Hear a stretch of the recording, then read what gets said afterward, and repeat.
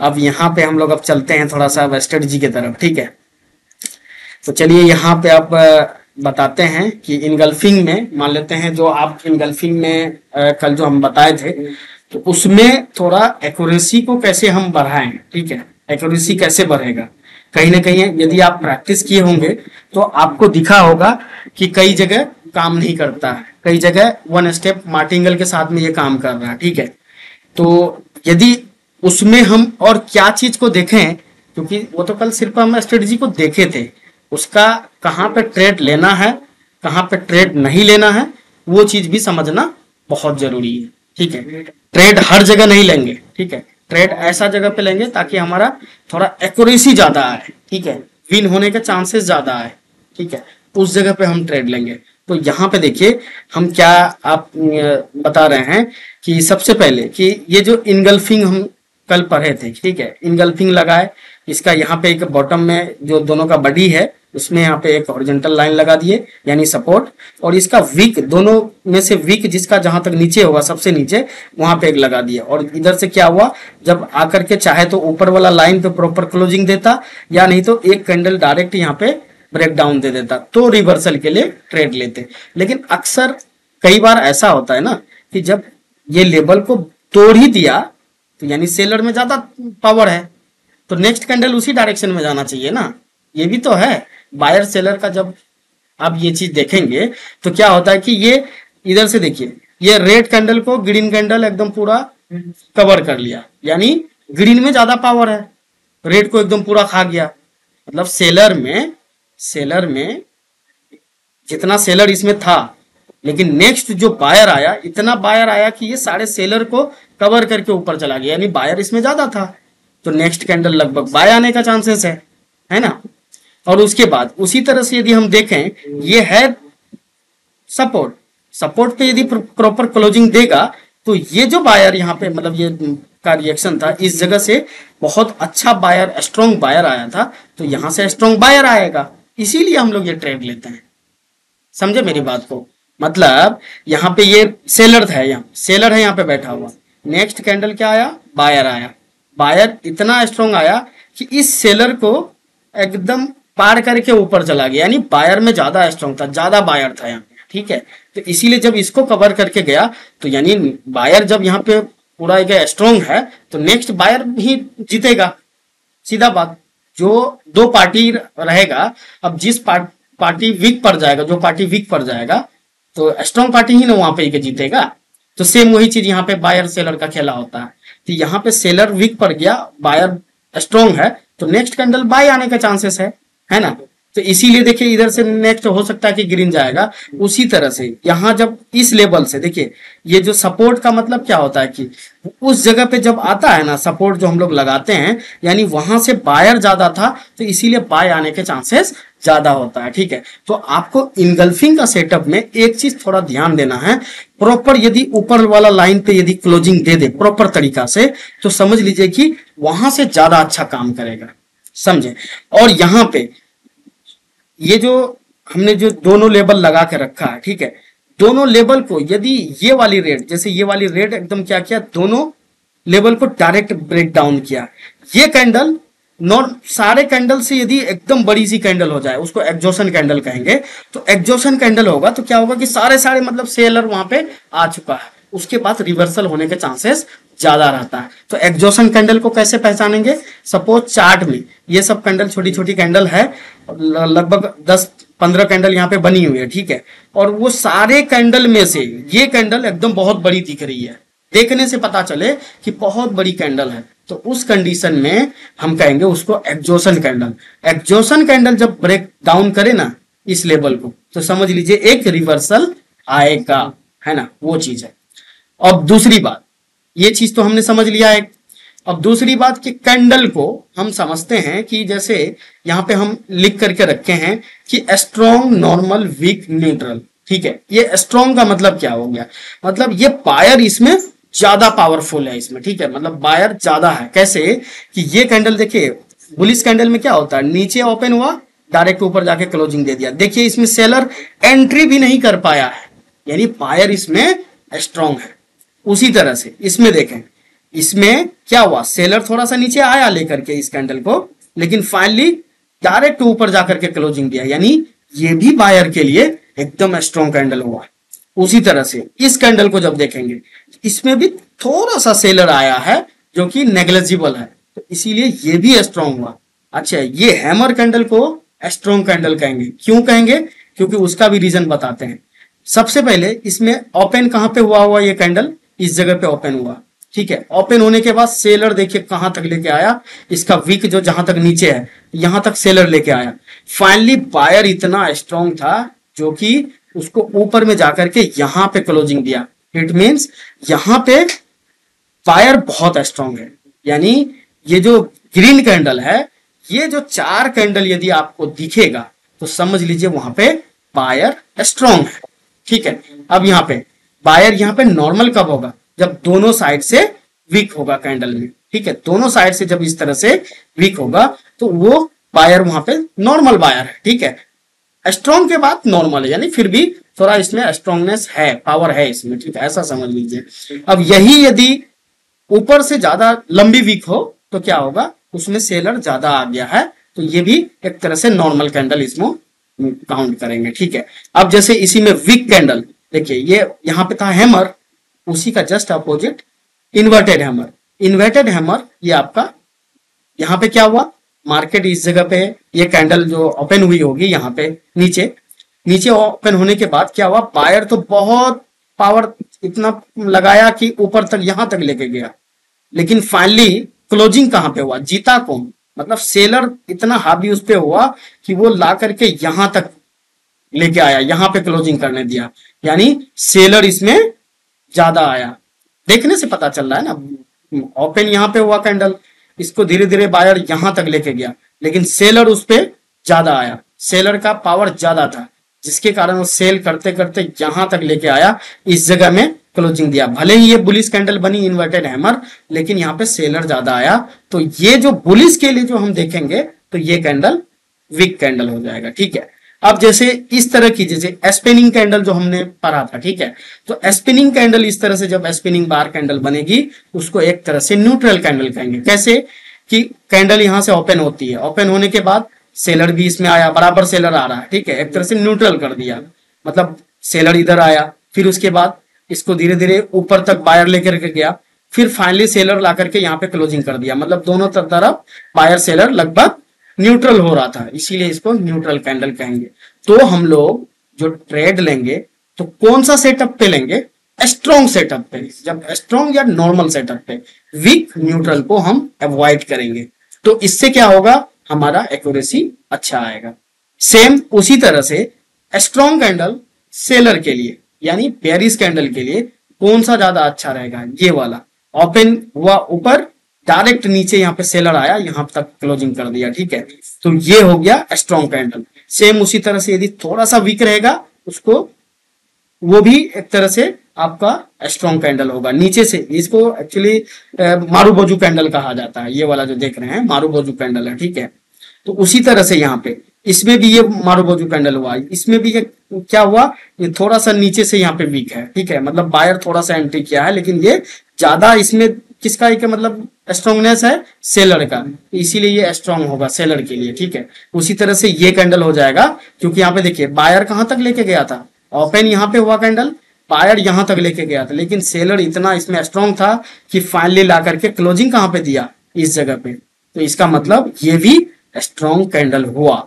उसी तरह से यदि बॉडी बहुत बड़ी होगी, रेड के लिए ओपन हुआ ऊपर, नीचे क्लोजिंग, थोड़ी बहुत यहाँ पे ऊपर में बायर आया होगा, यहाँ पे सेलर, क्योंकि छोटा छोटा वीक है, तो इसको हम नॉर्मल कैंडल कहेंगे, ठीक है। और यहाँ पे ये भी नॉर्मल कैंडल हो गया, और ये वीक कैंडल हो गया सेलर के लिए। क्यों? क्योंकि यहाँ पे ओपन इस जगह पे होता है, सेलर तो यहां तक लेके आया था, लेकिन फाइनली इधर से जो पावर अपना लगाया, कौन, बायर, यहां से डायरेक्टली यहां तक जाकर के क्लोजिंग करवा दिया, मतलब इसमें बायर ज्यादा इसमें एंटर मार दिया, ठीक है, इसीलिए ये वीक कैंडल हो जाएगा, मतलब हैमर कैंडल। इसको पिन बार कैंडल कहेंगे। थोड़ा सा हैमर में जब ऊपर से थोड़ा सा इस तरह से वीक निकला हुआ होगा तो उसको हम पिन बार कैंडल कहेंगे। उसी तरह से ये न्यूट्रल कैंडल हो जाएगा, जिसको हम स्पिनिंग बार कैंडल कहते हैं। दोनों तरफ लगभग विक जो है बराबर होगा तो उसको हम मतलब न्यूट्रल कैंडल कहेंगे, ठीक है। तो वो चीज है। एक मिनट भाई, कॉल आ गया है। हाँ तो देखिए ये सब जो पैटर्न है ना, ये यहाँ पे और कुछ पैटर्न बना कर रखे रखे हैं। ये देखिए बुलिस हैमर, ये बुलिस हैमर हो गया, ठीक है। ये सब चीज तो आप लोग देखे ही, bullish hammer, bullish inverted hammer, ठीक है। ये सब बुलिस पैटर्न है, ठीक है। स्पिनिंग बार रहेगा ना कहीं पे, जैसे इस तरह की कैंडल आई, ठीक है, इस पे बायर ज्यादा है, हो सकता है कि नेक्स्ट कैंडल बुलिस ही रहेगी, मतलब ग्रीन को ही जाएगी। उसी तरह से इन्वर्टेड हैमर, इसमें वीक जब ऊपर ज्यादा रहे ना, तो ये भी जब सपोर्ट पे बने तो ये समझ लीजिए कि ये ऊपर जाने के ज्यादा चांसेस है, ठीक है। स्पिनिंग बार भी यहाँ पे ये भी बुलिश पैटर्न है, ठीक है। ये सब कैंडल मारूबोजू हो गया, ये क्लोज मारूबोजू, ठीक है। यहाँ पे ये ओपन मारूबोजू है, ओपन यहाँ से हुआ डायरेक्ट ऊपर क्लोजिंग दिया, थोड़ा सा यहाँ पे सेलर का एंट्री है, ठीक है। तो ये सब बुलिश पैटर्न हो गया, ये बेयरिश पैटर्न हो गया, ठीक है। ये सब मैं आपको, ये जो पीडीएफ है ये आपको भेज देंगे, ठीक है, वहां पे देख लीजिएगा। अब यहाँ पे बात करते हैं कि जब यहाँ पे ये जो देखेंगे, ठीक है, यहाँ पे हम कुछ लिख करके रखे हैं, आप लोगों को दिखा दें। जैसे यहाँ पे देखिए, इस जगह में आपको हम थोड़ा सा यहाँ पे दिखाना चाहेंगे।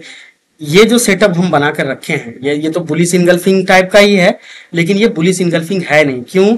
क्योंकि यहाँ पे जो इसका 50% बॉडी देखिएगा इस कैंडल का, इस 50% से नीचे ही रेड है, ठीक है। ये 50% से नीचे रेड है, जिसके कारण यहाँ पे, और ये कैंडल को हमने अभी क्या देखा था, ये एक तरह से न्यूट्रल कैंडल है, ठीक है, न्यूट्रल कैंडल है। इस तरह का जब ये इनगल्फिंग बनेगा, यानी इसको आउटसाइड बार कहते हैं, ठीक है। आउटसाइड बार जब इस तरह से बनेगा तो इस ट्रेड को थोड़ा सा अवॉइड करने की कोशिश करेंगे। क्यों? क्योंकि इसका एक्यूरेसी ज्यादा नहीं आएगा अपना, ठीक है। एक्यूरेसी किसका ज्यादा आएगा वो चीज हम यहाँ पे देखेंगे। जैसे यहाँ पे देखिए, ये भी कैंडल में सेलर है ना, बायर थोड़ा सा यहाँ पे एक्टिव है, ठीक है। इस तरह से इसका एक्यूरेसी थोड़ा सा ठीक आएगा, क्योंकि इसमें सेलर है यहाँ पे, और थोड़ा सा यहाँ पे बायर का भी एंट्री है ना। तो इसमें ये वाला जो इनगल्फिंग है, इसमें थोड़ा सा एक्यूरेसी ज्यादा आएगा। लेकिन यहाँ पे जब देखेंगे, इस जगह पे देखिएगा, ठीक है, सेलर यहाँ पे ज्यादा यहाँ पे स्ट्रॉन्ग है, ठीक है। सेलर जितना स्ट्रॉन्ग होगा, उसका यहाँ पे जो सपोर्ट बनेगा उतना ज्यादा स्ट्रॉन्ग होगा। अब इस चीज को समझिएगा, हम अभी क्या बोले हैं, सेलर जितना स्ट्रॉन्ग होगा उसका सपोर्ट उतना ज्यादा स्ट्रॉन्ग होगा। ये चीज क्यों बोले? क्योंकि यहां से सेलर लेके आया इस कैंडल में, इस जगह में क्लोजिंग किया, यानी सेलर बहुत हैवी था, है ना। उसके बाद यहां से जो बायर निकला है, यहां से जो बायर निकला है, तो ये कैंडल जो बनी है, तो कहीं ना कहीं ये सेलर को वीक कर दिया, मतलब सेलर को हरा करके तभी तो ये ऊपर निकला। तो इसीलिए सेलर जितना स्ट्रॉन्ग होगा, उसका वहां पे सपोर्ट जो बनेगा, तो वहां पे सपोर्ट उतना ज्यादा स्ट्रॉन्ग होगा, तो वो काम करने का चांसेस ज्यादा होगा।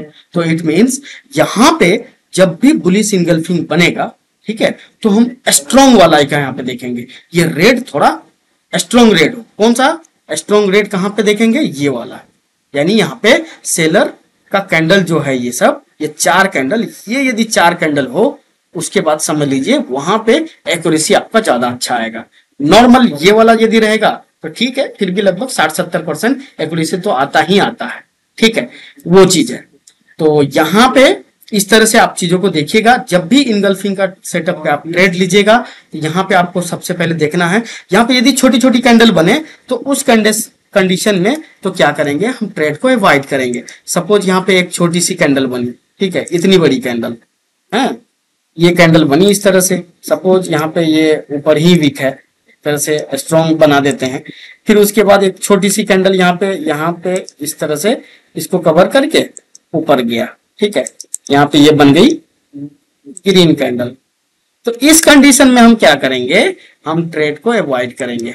मतलब छोटी छोटी कैंडल में यदि इनगल्फिंग वगैरह बने तो इसको हम अवॉइड ही करेंगे। एकदम बढ़िया कैंडल दिखे, स्ट्रॉन्ग कैंडल, तो वहीं पे हम ट्रेड लेने वाले हैं, ठीक है। चलिए देखिए, इस तरह से जब छोटी छोटी कैंडल बनेगी ना, छोटी रेड बन गई, थोड़ा सा म्यूट कर लीजिए भाई, सॉरी भाई, म्यूट कर लीजिए। तो ये जब छोटी छोटी कैंडल बनेगी चार्ट पे, तो उस जगह पे भी हमको इसको अवॉइड करना है, ठीक है। तो इस तरह से ये हम पीडीएफ आप लोगों को शेयर कर देंगे, थोड़ा सा इसको देख लीजिएगा, क्योंकि इनगल्फिंग जो हम बताए ना, इसी पे आगे आगे जो हम कल क्लास पे जब डिस्कस करेंगे क्लास पे, और एक इनगल्फिंग का और इसमें मतलब जो कि ज्यादातर मैं ट्रेड करता हूं वो सेटअप कल दिखाऊंगा। उसके बाद नेक्स्ट क्लास में गैप अप गैप डाउन का हम सेटअप देखेंगे। उसके बाद सारे कॉन्सेप्ट को मिला करके हम किस तरह से चार्ट पे ट्रेड लेंगे वो भी हम जो, और मेरा कुछ पर्सनल स्ट्रेटजी है जिसको हम ज्यादातर यूज करते हैं, ठीक है। तो उस चीजों को मिला करके फिर अगले क्लास से फिर आपको लाइव ट्रेड चार्ट पे हम करके दिखाएंगे। एटलीस्ट 10 ट्रेड का प्रैक्टिस करके आपको दिखाएंगे, ताकि ये समझ में आएगा कि भाई 10 ट्रेड जो करते हैं, ठीक है, उसमें से कितना परसेंट एक्यूरेसी आ रहा है, 10 में से कितना विन हो रहा है, ताकि उस विनिंग को देख करके हम एक मनी मैनेजमेंट बनाएंगे अपने से। मनी मैनेजमेंट के फिर हम लोग साथ में मिलकर ट्रेड करेंगे, ठीक है। तो यही चीज हम लोग करने वाले हैं। तो इसलिए थोड़ा सा इसको समय दे करके आज जो है कम से कम 10 ट्रेड आपको करके भेजना है, ठीक है। ताकि देखिए इस चीज को क्लियर नहीं करिएगा ना तो आगे की जो क्लासेस होंगी तो उसमें थोड़ा सा फिर प्रॉब्लम हो जाएगा, ठीक है। आज इसलिए यहाँ पे हम इसको यहीं पे स्टॉप करते हैं क्लास को। और जो भी चीजें अभी बताए हैं, थोड़ा कैंडल कौन सा स्ट्रॉन्ग है, कौन सा न्यूट्रल है, ये सारी चीजों को समझ लीजिए अच्छे से।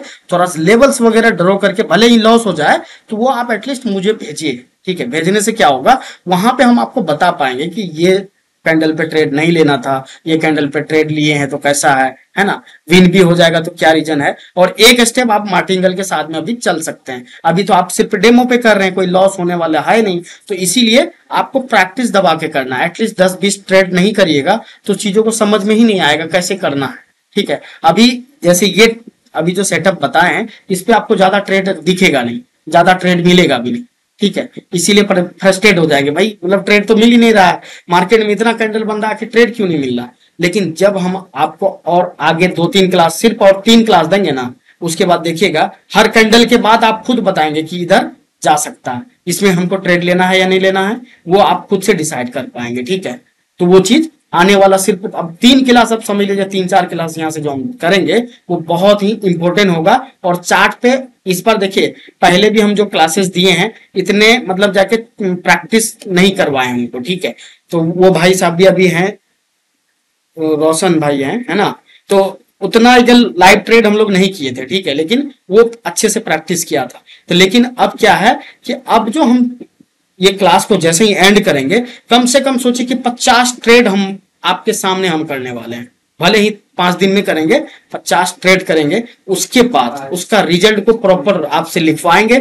लिखवाने के बाद तब हम लोग क्या करेंगे, एक आप लोगों से डिस्कस करके कितना फंड ऐड करने वाले हैं, आप भी करेंगे हम भी फंड ऐड करेंगे। उसके बाद उस फंड को धीरे धीरे ग्रो करेंगे। पहले हम स्ट्रेटजी को टेस्ट करने के बाद ही हम वो सब चीज डिसाइड करने वाले हैं, क्योंकि